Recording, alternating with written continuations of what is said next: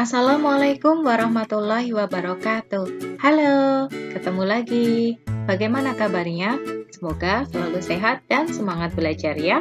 Nah, di video ini kita akan belajar tema 7 untuk muatan bahasa Indonesia, kompetensi dasar 3.5. Materi yang kita pelajari adalah ulasan teks dan menemukan arti kosakata dari bacaan. Yuk kita simak videonya dengan baik. Oke, setiap harinya kita akan sering menemui teks bacaan, entah dari buku, koran, ataupun majalah. Tanpa sadar, sesaat setelah membaca, kita membuat ulasan teks tersebut dalam pemikiran kita. Oke, apa sih yang dimaksud dengan ulasan dari sebuah teks bacaan? Ulasan sebuah teks bacaan merupakan bentuk penilaian kita terhadap sebuah karangan, bacaan atau teks yang telah kita baca. Biasanya ulasan teks memuat judul teks, bagian yang paling menarik dari teks, informasi penting dari isi teks tersebut, serta pendapat kita tentang teks tersebut. Tidak lupa, kita juga menyertakan alasan kita saat menyarankan atau tidak menyarankan teks tersebut kepada orang lain. Nah, berikut ini ada teks bacaan berjudul Peristiwa Kedatangan Bangsa Barat yang bisa kita temui pada buku kelas 5, tema 7, halaman 4-5. Teks tersebut akan kita baca dengan seksama dan teliti untuk kemudian kita buat ulasannya.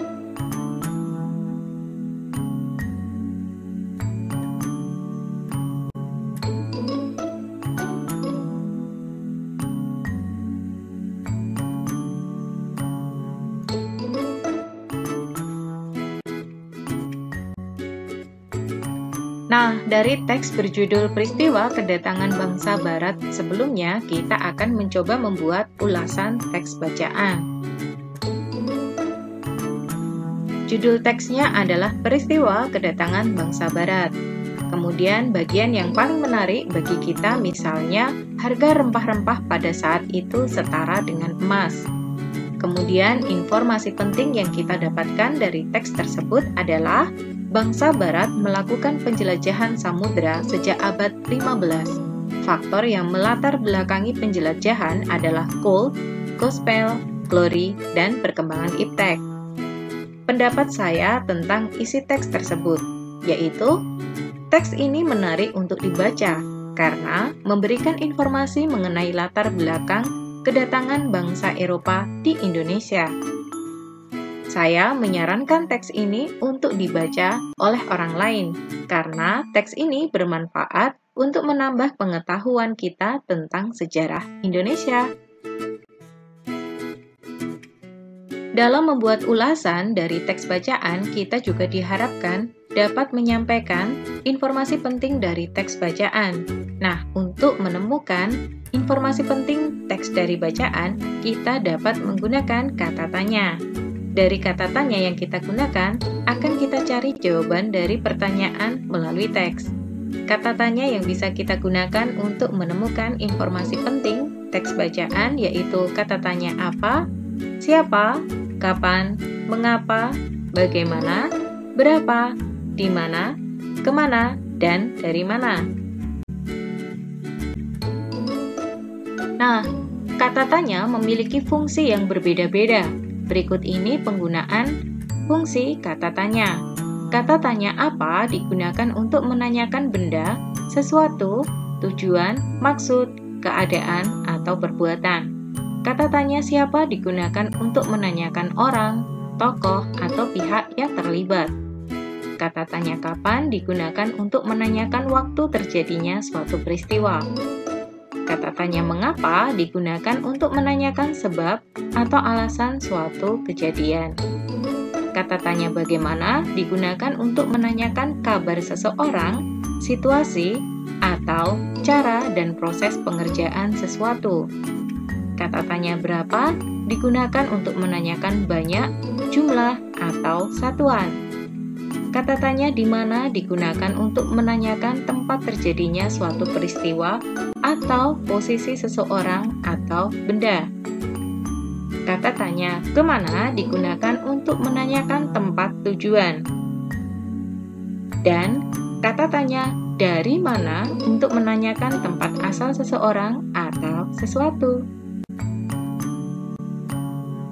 Oke, saat membaca teks, maka kita juga tidak akan terlepas dari kosakata. Oke, apa sih yang dimaksud dengan kosakata?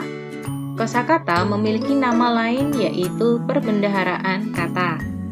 Kosakata adalah himpunan kata yang dimengerti oleh seseorang dan kemungkinan akan digunakan oleh orang tersebut untuk membuat kalimat baik secara tertulis maupun tidak tertulis. Kadangkala dari teks kita sering menemukan kosakata yang belum kita ketahui artinya. Nah, untuk menemukan arti kosakata yang belum dimengerti dari sebuah teks, maka kita bisa memanfaatkan KBBI atau Kamus Besar Bahasa Indonesia. Lalu bagaimana ya cara menggunakan kamus untuk menemukan arti kosakata yang ingin kita ketahui? Nah, dalam menentukan arti kosakata dengan menggunakan kamus, maka yang perlu kita pastikan sebelumnya yaitu sebagai berikut. Yang pertama, kita mencari arti kosakata dengan menggunakan kata dasar, yaitu kata tanpa imbuhan apapun. Sebagai contoh, ketika kita ingin mencari arti dari kata membeku, maka kita pastikan kata dasar dari membeku.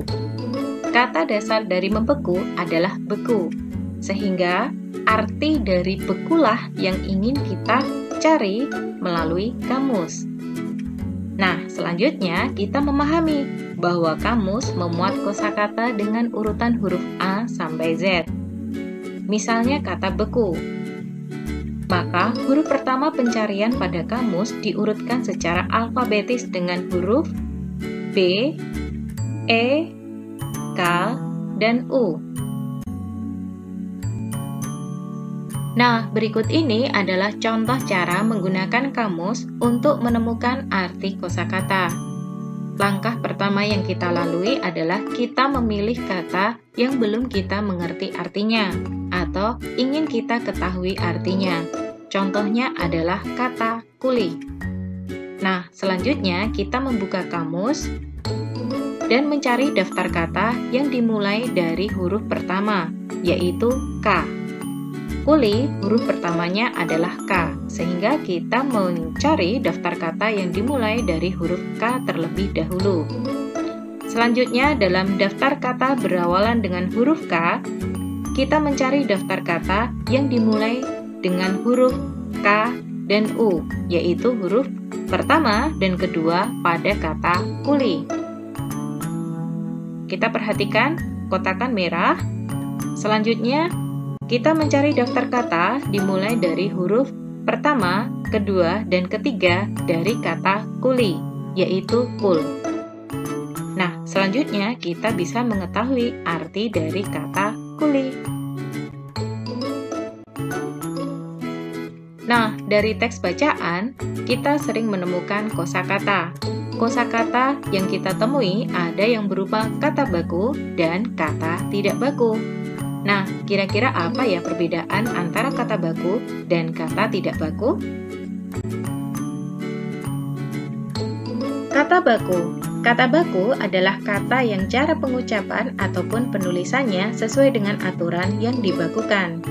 Aturan yang digunakan adalah Pedoman Umum Ejaan Bahasa Indonesia atau PUEBI, Tata Bahasa Baku, dan KBBI, Kamus Besar Bahasa Indonesia. Sedangkan kata tidak baku adalah kata yang cara pengucapan ataupun penulisannya tidak sesuai dengan aturan-aturan tersebut. Sebagai contoh, kalimat berupa Kongres Pemuda II dilaksanakan di Jakarta. Pada kalimat tersebut, kita menjumpai kata kongres.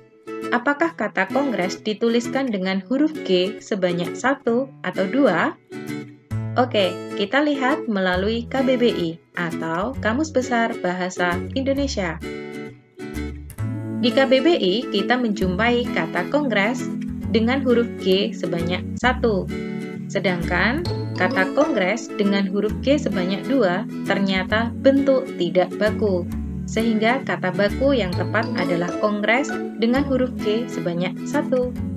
Jadi, penulisan yang benar untuk kalimat di atas adalah Kongres Pemuda II dilaksanakan di Jakarta dengan kata kongres memakai huruf G sebanyak 1. Nah, berikut ini adalah contoh atau ragam kata baku yang sering kita temui dari teks bacaan.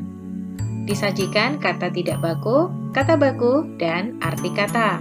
Misalnya kata tidak baku, apotik, kata bakunya adalah apotek, dan artinya tempat penjualan obat. Selanjutnya adalah contoh kosakata lainnya.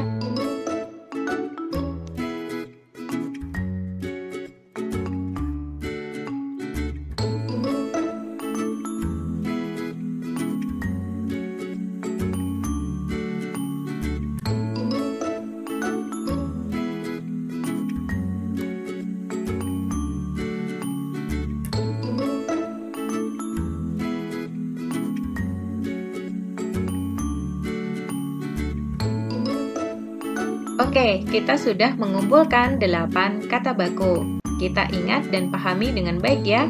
Sedangkan untuk kosakata lainnya kita bisa melihatnya melalui KBBI atau Kamus Besar Bahasa Indonesia.